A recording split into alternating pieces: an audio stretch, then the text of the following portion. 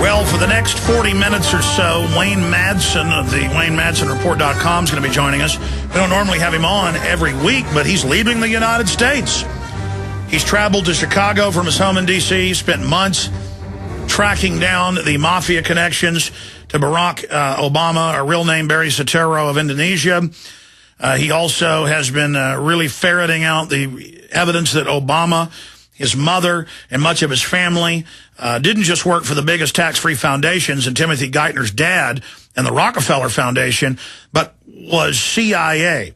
And his entire background has been expunged and carefully hidden. He is a globalist Manchurian candidate.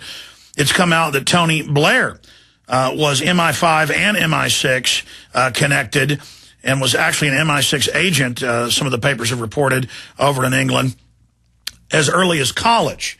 And, of course, they had a new movie out, basically, with a fictional account of that, Ghostwriter, that just came out last year, dealing with that. And, of course, it's admitted that the globalists have these corporate operatives and also government operatives that they prepare, like George Herbert Walker Bush, became the CIA director, claiming he'd never been in the CIA in the mid-1970s, and then it was declassified years later. He was in the CIA out of college at the end of World War II. And, of course, who founded the CIA? That's also declassified. Yale, particularly Skull and Bones, which was a private British/German intelligence agency that recruited the best and brightest of America's East Coast, kind of Atlantic accented elitist, and that formed the core of the CIA. And Robert De Niro's film, The Good Shepherd, very historical, breaks all of that down. And so this fits the bill. This is how the shadow state controls things. Just like in all these third world countries, they train for decades people here in the West. They dispatch them to lead rebel groups to overthrow the government and then put in their own dictatorship. One of the best examples is Saddam Hussein, young army officer, 1958. Sent and trained in Egypt for 4 years, then sent in to commit assassinations, and the West made a deal that he was made the head of Ba'ath Security. The assassinations would stop, and the attempted assassinations would stop. Then in '79, the West staged a coup with Saddam to put him into power. Then 3 years later, they gave him $30+ billion to attack the Iranians. Then in 1990, they told him, go ahead, we don't care, we're going to support you in an attack on the Kuwaitis. Then they lied and said he was throwing babies out of incubators as a way to then double back and take out their old minion. But I'm sorry, Wayne Madsen joins us. I'm digressing with a history lesson. wayne-madsen-report.com. He's a Washington, D.C.-based investigative journalist, author, syndicated columnist, written for The Village Voice, Progressive, Counterpunch, online journal, America Conservative, Infowars.com. Mike, your dad, in addition to regular guest on CNN, RT, Fox News. He was on the UN. He was an advisor before the U.S. House of Representatives on the UN Criminal Tribunal for Rwanda and an anti-terrorism investigative panel for the French government. Madsen has some 20 years experience in security issues, U.S. naval officer, managed computer systems for the Navy, National Security Agency. It goes on and on. He's also one of the founding members of EPIC, the Electronic Privacy Information Center, a true defender of online liberty and free speech. But for those that don't know, recapping, Wayne, before we get into other issues, I just want to get you here while we can before you leave the U.S., into some type of respite to write your book to expose these people that you've been out ferreting out corruption, and now you're getting confirmed reports through the State Department, through a major international media source and a foreign embassy, that the White House wants you to know that they may have you killed any day. Wayne Madsen, thanks for joining us. Good to be with you, Alex. I would add to that some of those threats have now been confirmed by sources in Chicago. So they keep continuing. The confirmations, anyway, keep continuing. Just to recap it, tell folks about the specific conduits of the threats, and then let's get more into Obama and his CIA background that has got them so hopping mad. Well, I was told by a major media person here for a very large foreign newspaper, who's, of course, many of these foreign journalists in Washington are closely connected to their embassies, and within their embassies, of course, are a lot of intelligence people. As a favor, he told me that the people at the embassy wanted me to know that the White House wanted to kill me. I mean, and I said, "Are you being metaphorical here?" He says, "No, I mean it." So that was followed up by a source within the State Department who basically said the same thing using the words "you're a marked man."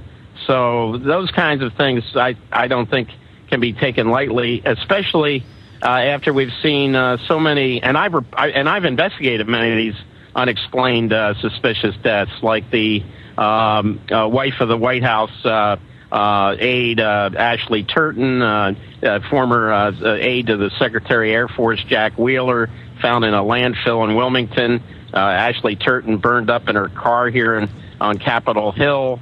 And I mean, the list goes on and on, how many of these suspicious deaths I've myself investigated. Yeah, it's been said that D.C. Hookers are as ubiquitous as water fountains. I think hitmen are as ubiquitous as water fountains as well. Well, yeah, I mean, look at the history of this town, from, the Vince Foster case to, it just goes on and on. There's so many, and many of them have just wound up as in the cold case files of the police. So you're department. leaving because it's a lot easier for them to kill you there. I mean, they could shoot Vince Foster, put the wrong gun in his hand, no blood at the scene, have Hillary cleaning his office with carpet cleaners, keeping the police out. I mean, they can kill people in plain view there, and it's so corrupt that they can basically Arkansas you if they want. So you're getting out of there just so you're not as easy as a target. Yeah, I mean, we had during the Bush administration, I think it was back in 2003, we had two people do a swan dives off of major landmarks here in Washington. The State Department employee off the roof of the State Department, and a guy who used to be an intelligence official for the CIA took a swan dive off the Watergate. Both of these were reported as just unfortunate suicides by the Washington Post, which I call the compost. By the way, you're not. How many floors up are you at your condo? Because I can see that it's a foggy day there in D.C. because you're shooting this from out on your balcony. It is foggy. This is 13 stories up. Not a good number, is it? Very unlucky, but. But anyway, at least I could get it. I'm assured of getting a decent signal here because the AT&T cell tower is literally a few blocks away. So that service is the Pentagon. So unless they want to interfere with their own communications, they won't interfere with mine. That's right. We got a better video Skype connection with you today. But we hope that before you try to leave town, you don't try to become a bird and fly off that balcony right there. Well, I'll tell you, it's hard to get in this building. The security here is pretty good, but from the vantage point now over my shoulder, you can see we've got the Washington Monument and the White House down below there, and it's amazing what you see, especially at night with the helicopter traffic flying around. I often see Obama's Marine One shooting back and forth. When I was there in D.C. last, we went to some of the restaurants in Georgetown at night, and there were the cream of American beauties. I mean, these were truly beautiful women, much more beautiful than you see even on TV and things, getting in limos, getting in cars, Secret Service saying, don't videotape this. We'd be sitting there eating dinner trying to, videotape it as shots of corruption going on. I mean, are the hookers and the young women of America flocking more to D.C. than they do to L.A. to be in porn?